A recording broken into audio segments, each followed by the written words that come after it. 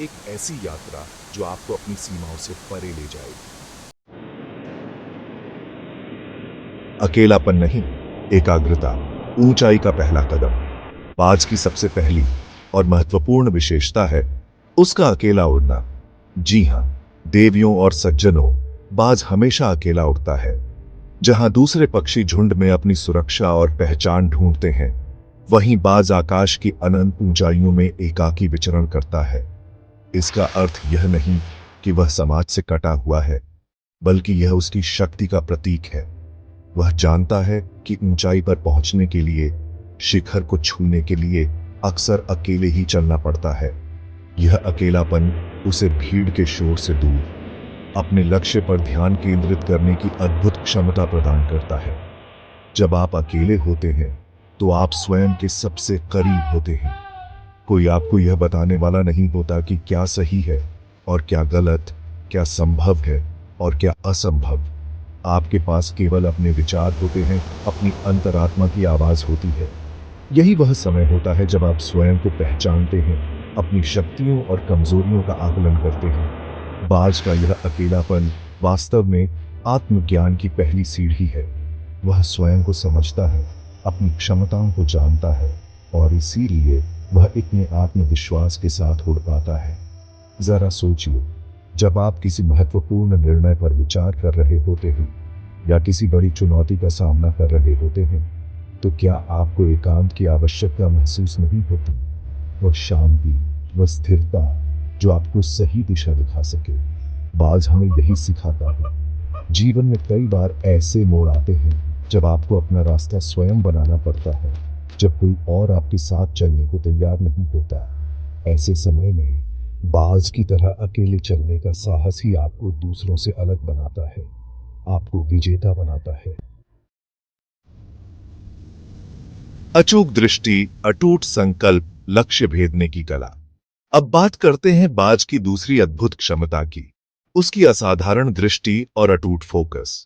कहा जाता है कि बाज की नजर इतनी तेज होती है कि वह 5 किलोमीटर दूर से भी अपने शिकार को स्पष्ट रूप से देख सकता है। जरा कल्पना कीजिए, इतनी ऊंचाई से, इतने विस्तार में एक छोटी सी हरकत को भी पहचान लेना। यह केवल तेज दृष्टि की बात नहीं है, यह उसके मस्तिष्क की अविश्वसनीय प्रसंस्करण शक्ति और एकाग्रता का भी प्रमाण है। जब बाज एक बार अपने लक्ष्य को निर्धारित कर लेता है, तो फिर दुनिया की कोई ताकत उसे डिगा नहीं सकती। वह अपने शिकार पर अपनी नजरें गड़ाए रखता है और तब तक उसका पीछा नहीं छोड़ता जब तक वह उसे पकड़ न ले। बीच में कितनी भी बाधाएं आए, हवा का रुख बदले या अन्य प्रलोभन सामने आए, उसका ध्यान केवल और केवल अपने लक्ष्य पर केंद्रित रहता है। यही वह गुण है जो उसे एक सफल शिकारी बनाता है। उसका हर प्रयास, हर उड़ान, हर झपट्टा एक सुनिश्चित योजना का हिस्सा होता है। वह आवेग में कार्य नहीं करता, बल्कि धैर्य और सटीकता के साथ अपने लक्ष्य की ओर बढ़ता है। हमारे जीवन में भी इस गुण का महत्व कितना अधिक है। हम अक्सर सपने तो बहुत बड़े बड़े देखते हैं, लेकिन हमारी दृष्टि उतनी स्पष्ट नहीं होती। हम यह तो चाहते हैं कि हम सफल हों, लेकिन हमारा ध्यान अनेक दिशाओं में बंटा रहता है। बाज हमें सिखाता है कि सपना छोटा नहीं होना चाहिए, लेकिन उससे भी महत्वपूर्ण है कि हमारी दृष्टि बड़ी और स्पष्ट होनी चाहिए। आपको ठीक ठीक पता होना चाहिए कि आप क्या हासिल करना चाहते हैं और फिर उस लक्ष्य पर अपनी पूरी ऊर्जा केंद्रित कर देनी चाहिए। बाज के जीवन का एक और महत्वपूर्ण पहलू है उसकी भोजन की आदत। आपको जानकर आश्चर्य होगा कि बाज कभी भी मरा हुआ या बासी शिकार नहीं खाता। वह हमेशा ताजे शिकार की तलाश में रहता है। अगर उसे कोई मरा हुआ जानवर मिल भी जाए, तो वह उसे छुएगा भी नहीं। उसकी प्रकृति ही ऐसी है कि वह हमेशा नई चुनौती, नए संघर्ष और ताजे प्रतिफल में विश्वास रखता है। यह आदत उसके जीवन में निरंतर ताजगी और ऊर्जा बनाए रखती है। इस आदत में हमारे लिए एक बहुत गहरा सबक छिपा है। जैसे बाज मरा हुआ शिकार नहीं खाता, वैसे ही हमें भी अपने जीवन में पुरानी बासी यादों, असफलताओं और निराशाओं को ढोते रहने से बचना चाहिए। अक्सर हम अतीत की किसी हार, किसी धोखे या किसी दुखद घटना में इतने उलझ जाते हैं कि हम वर्तमान में जीना ही भूल जाते हैं। हम उन्हीं पुरानी बातों को बार बार याद करके दुखी होते रहते हैं और आने वाले अवसरों को देख ही नहीं पाते। बाज हमें सिखाता है कि अतीत को पीछे छोड़कर हर दिन को एक नए अवसर के रूप में देखना चाहिए। हर दिन एक नया सूर्योदय होता है, हर दिन एक नई शुरुआत का मौका मिलता है।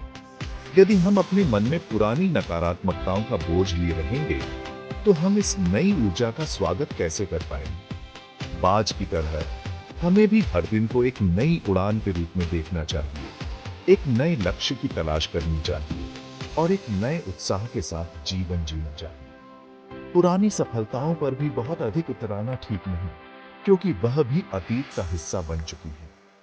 नई मंजिलों के लिए नए प्रयास आवश्यक हैं।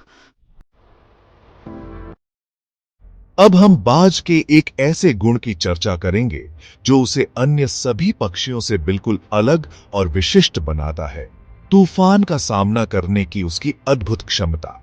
जब आसमान में काले बादल घिर आते हैं, तेज हवाएं चलने लगती हैं और बारिश की बूंदें गिरने लगती हैं, तो अधिकांश पक्षी डरकर अपने घोंसलों में या किसी सुरक्षित स्थान पर छिप जाते हैं।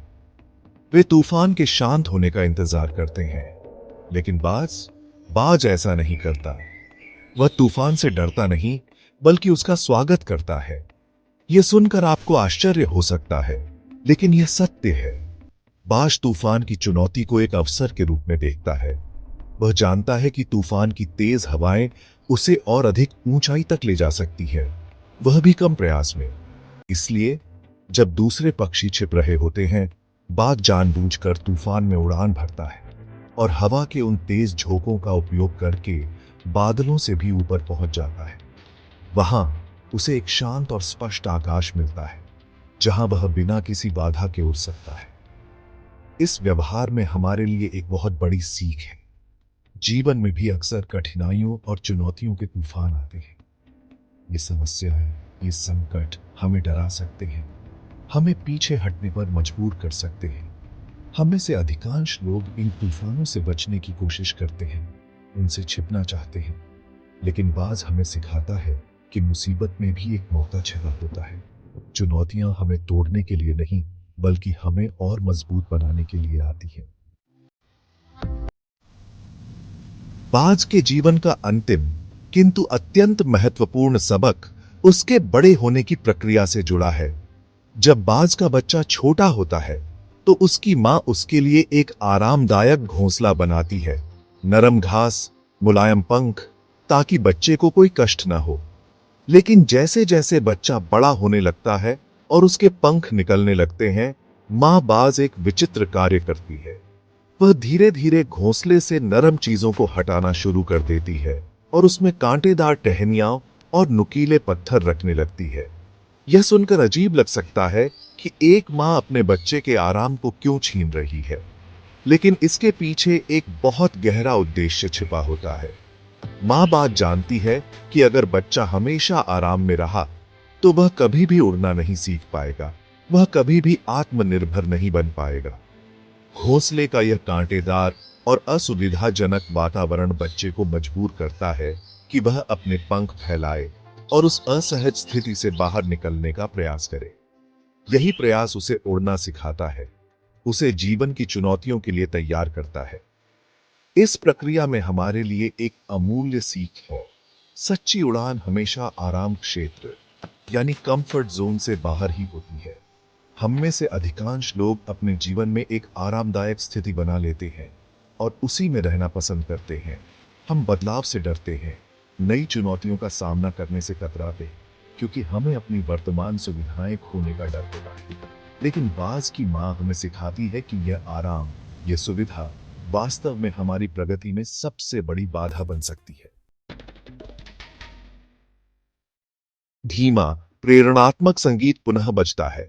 तो देवियों और सज्जनों, ये थे बाज के जीवन से जुड़े 5 महत्वपूर्ण सबक। अकेला उड़ना, अटूट फोकस रखना, अतीत को छोड़कर वर्तमान में जीना, तूफानों का सामना करना और आराम क्षेत्र से बाहर निकलकर सच्ची उड़ान भरना। ये केवल एक पक्षी की विशेषताएं नहीं है, बल्कि ये सफलता और आत्मविकास के शाश्वत सिद्धांत हैं। अब यह निर्णय आपको करना है कि आप इन सिद्धांतों को अपने जीवन में कैसे उतारते हैं। तो अब सोचो, तोता बनना है या बाज?